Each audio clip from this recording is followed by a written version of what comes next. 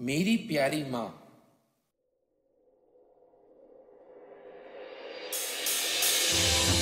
एक दिन याद है, आप ही ने कहा था कि ये मोबाइल, एसएमएस ये सब तो अभी आए हैं। असली भावनाएं तो खतों में बयान की जा सकती है, जिसे हम संभाल कर रख सकें और जब उस खत लिखने वाले की याद आए तो उस खत को पढ़कर सीने से लगा सकें। उस दिन से ही सोच कर रखा था कि आपको खत लिखूंगा। मैं अपने रूम पर सही सलामत पहुंच गया हूँ। बस आपकी याद बहुत आ रही है। आपके साथ बिताया एक एक पल मुझे यहाँ याद आता है। आप जो हर पल वहाँ मेरा ध्यान रखती थी, जैसे कि आप मेरे कपड़े ठीक करके अलमारी में रख देती थी, मुझे टाइम पर खाना बना कर दे देती थी, वो भी काफी स्वादिष्ट। आपके हाथ में कुछ अनोखा जादू है। यहाँ के खाने में वही स्वाद पाना नामुमकिन सा लगता है।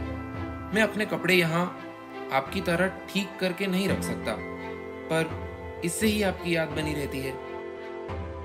जब भी पढ़ते पढ़ते सो जाता हूँ, सुबह उठकर वही प्रकार का बिखरा हुआ सामान पाता हूँ। मुझे वो दिन याद है जब सुबह घर पर उठता था तो मेरी रात का सारा सामान आप अपने हाथों से व्यवस्थित रख दिया करती थी।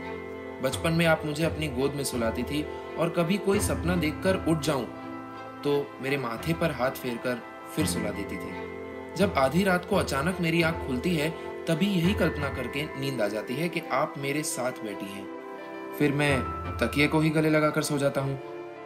एक दिन अचानक मेरी तबीयत खराब हो गई और संभालने वाला मैं अपने आप को अकेला ही था। अगर आप होती तो शायद मेरा इतना ध्यान रखती कि तबीयत बिगड़ने की नौबत ही ना आती। आपको याद है आप मुझे उस समय कैसे संभालती थी जब मैं पापा की डांट खाकर रूठ जाता था। आप कहती थी कि पापा मेरी भलाई के लिए ही डांट रहे हैं और उनकी बातों का मुझे बुरा नहीं मानना चाहिए। दिल से वो मुझे प्यार ही करते हैं। माँ, याद है आपने कहा था कि इस मूर्ति को हमेशा मैं अपने पास रखूं, जिससे मुझे ताकत मिलती रहेगी और आप भी हमेशा मेरे साथ रहेंगी। जब इस मूर्ति को देखता हूँ तो मुझे आप ही की याद आती है, इसलिए मूर्ति बिल्कुल सामने रखी है टेबल पर। माँ, मैं जल्दी वापस आऊंगा। आपका जवान समीर।